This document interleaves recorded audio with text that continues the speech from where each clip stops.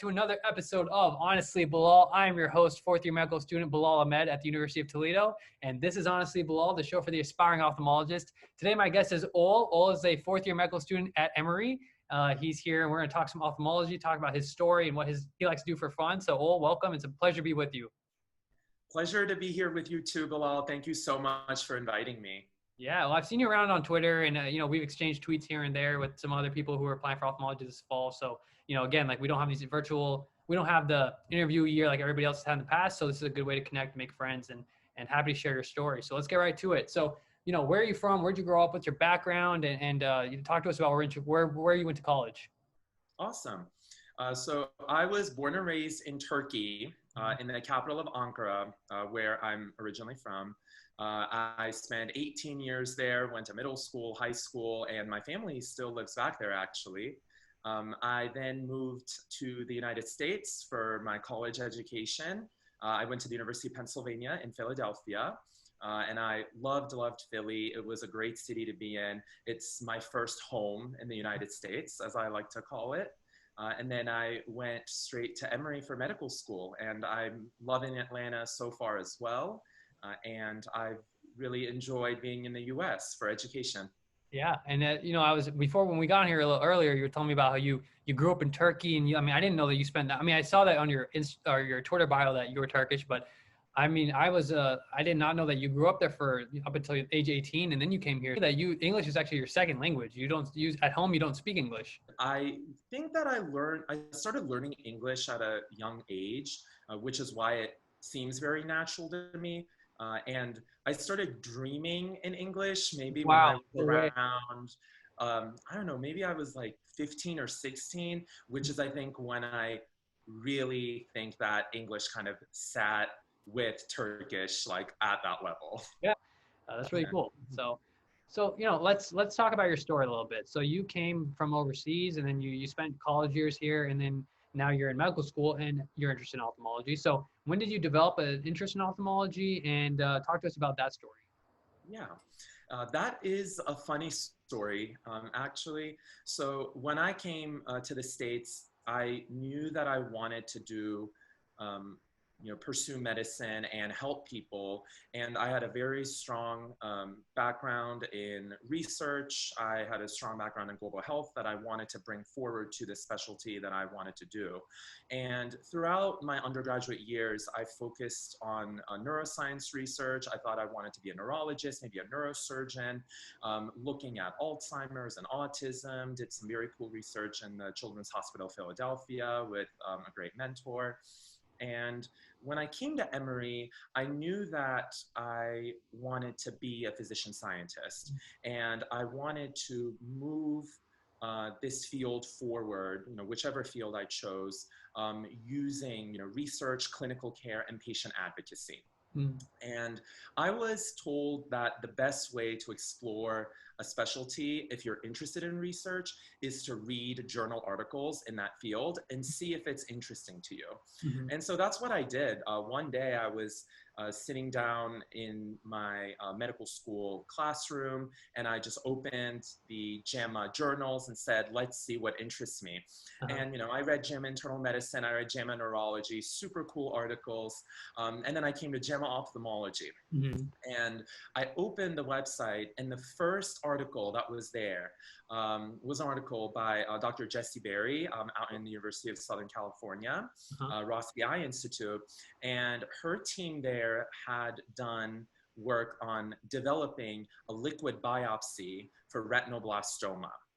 Which is a very difficult cancer, not specifically to treat per se, but to get specimens from, because it's very easy to disseminate the tumor.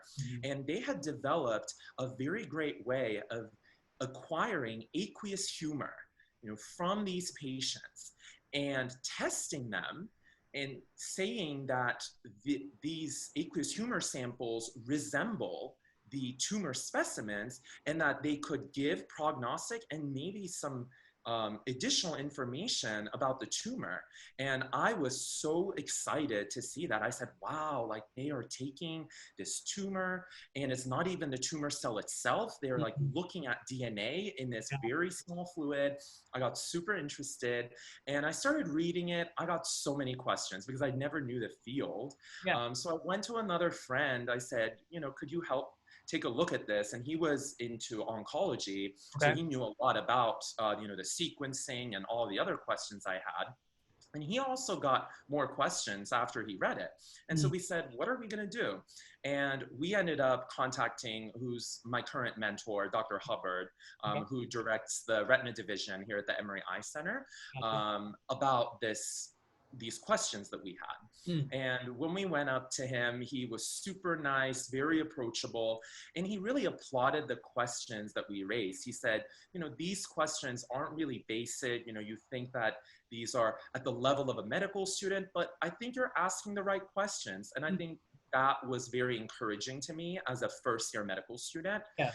And we worked together for the next few months drafting a letter to the editor for this publication. And he encouraged us to relay our thoughts and said, this is how we communicate in the scientific realm. And I remember the joy of just reading the article a couple more times, drafting the statement, and then eventually seeing it published. And I think the support of the community and the intellectual curiosity that it brought to me was what ultimately made me pursue the field. And then eventually I got to volunteer at the retinoblastoma clinic. I Mm. got to do more work with the ophthalmology interest group Cool. and other vision clinics. So those all compounded it. But I would say that that was my first step into it. That's awesome, man. It sounds like there's people out there who just influenced you and guided you, and since then you've been going for it. So that's, you know, I can speak to at least my story and people who've been on you know, different forums or different places where they've found people out there who've been willing to help them, and I think that mentorship goes a long way, and it goes a long way to show you that you can be somebody who can do that for somebody else, and I think it's really, you know, impactful that you're really interested in academics and research, and you know, I think that's just, if it just appealed to you that way, then maybe that's just how it's supposed to be for you, and then maybe that's how you're gonna make an impact someday. So that's gonna be exciting to watch. So I know that so I looked on your website. You have a website on your Twitter bio, and it's very well organized. It's a great website. You've really done a great job of, you know, showing the things that you're working on and things that you're passionate about. So tell everybody out there what you're working on these days, what you're excited about, your research that, you know, you're looking to move forward, and things that you're just like in general are interested in these days. Sure.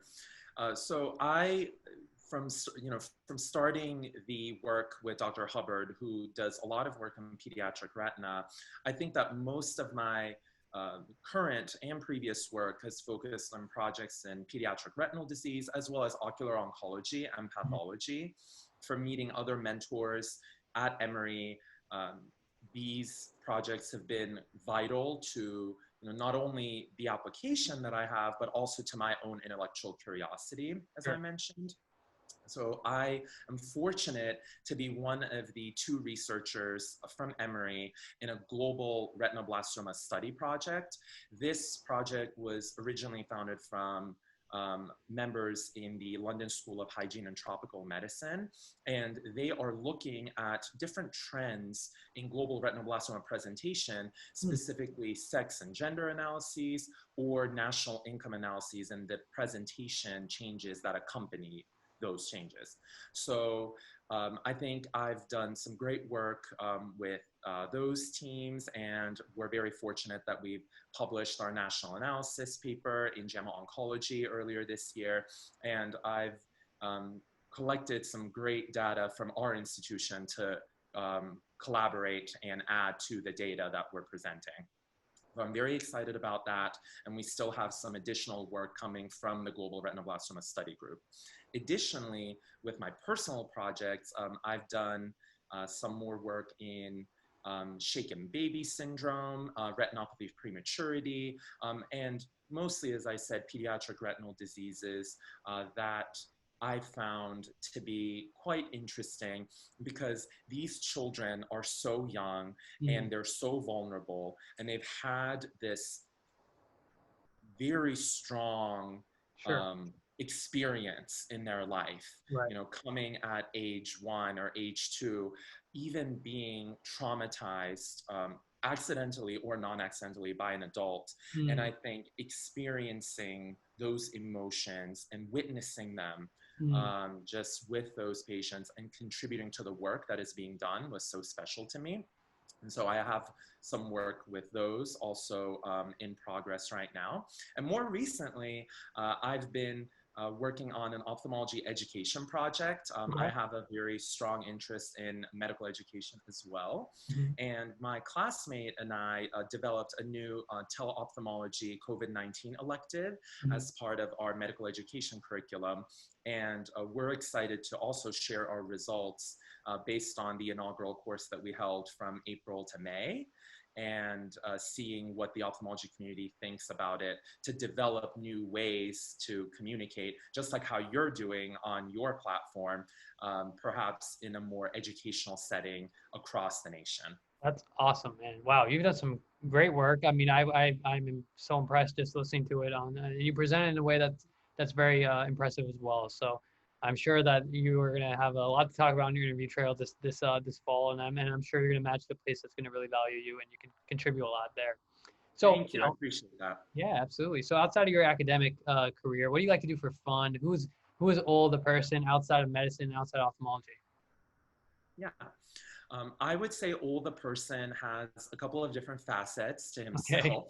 sure. I would start by saying that I really value my heritage and my background, so I try to communicate in Turkish with family and friends, Okay. and try not to lose that contact as much as possible. So Yeah. I like to read and also delve into Turkish and Ottoman history. Yeah. I particularly like the Ottoman history TV shows and the books, and I like to critique on them with certain friends. Okay. I find it to be a very rich source of history, especially compared to some other countries.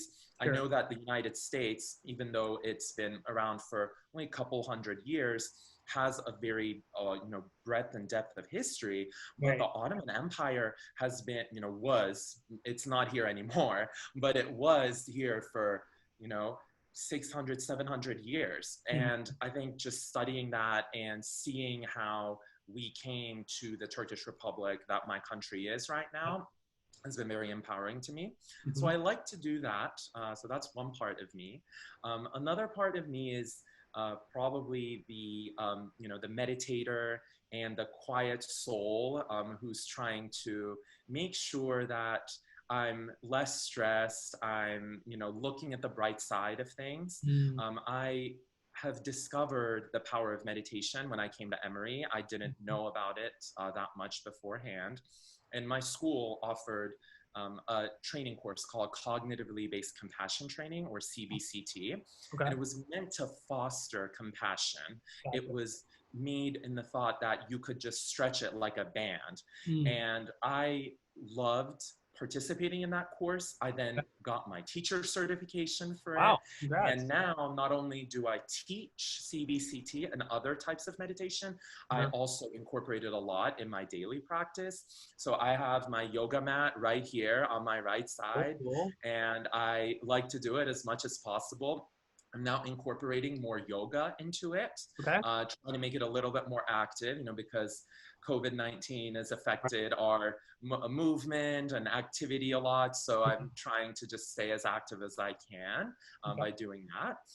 So that's another part of me. And then music definitely is a huge, huge part of me. It has been so from a very young age. I started Mm. playing the piano when I was 5.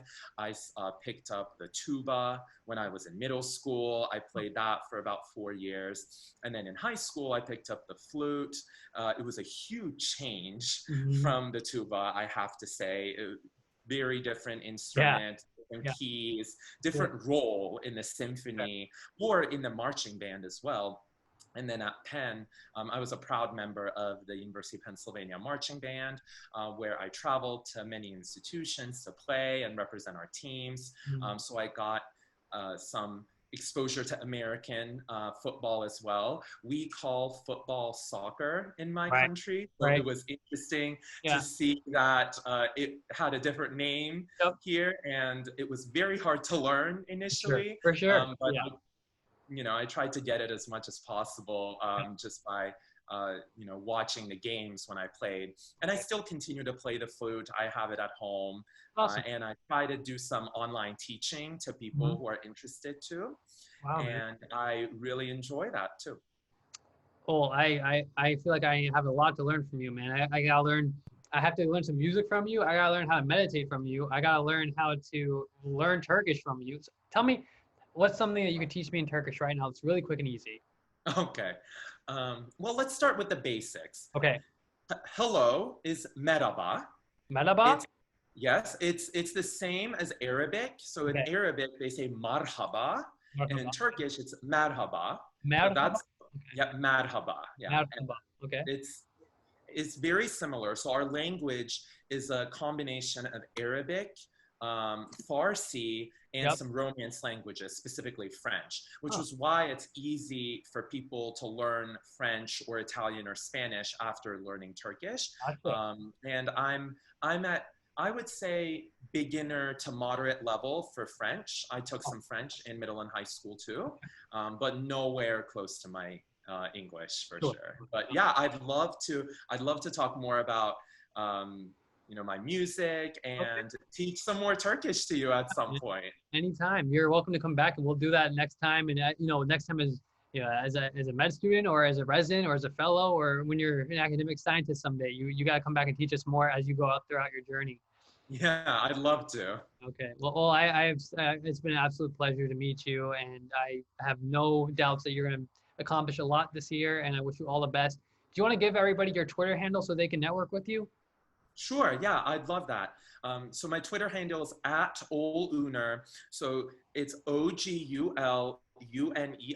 The G is a unique letter in our alphabet. That's a soft G. So everyone calls me Ogul, but it's Ol, like OL. And I also have an Instagram with the same handle that I share some public information regarding life in and out of the white coat. Sure. So feel free to follow me on both platforms. And I'm excited to meet other people through this platform and interview and hopefully meet, some colleagues that I will be excited to work with someday. You got it, man. You got it. And if there's anybody out there, if you've been listening to these podcasts, is watching this YouTube channel, and you like this content, or you know a medical student who's interested in ophthalmology, why don't you go ahead and just tell them about Honestly Bilal. Be sure to like, comment, subscribe, and put the word out there. We're trying to build a community of people from med students to residents to fellows to attendings. So, we're just all on this journey and trying to enjoy it along the way. So, feel free to let people know about Honestly Bilal. And I want to thank you one more time, man. It's been an absolute pleasure to get to know you. Next time you come back, let's talk about Turkey. I've actually been to Turkey once, and it's a beautiful country. So we got to talk some more about Turkey. We got to talk about my meditation techniques that you could help me with, and we'll talk some music too. How's that sound? That all sounds great. I'm happy to do it whenever you're free. Sounds great. Well, you take care, all right? And good luck this year. Keep me in the loop, and I'm supporting you and rooting for you, buddy. Thank you. You too. Good luck with everything. Appreciate you.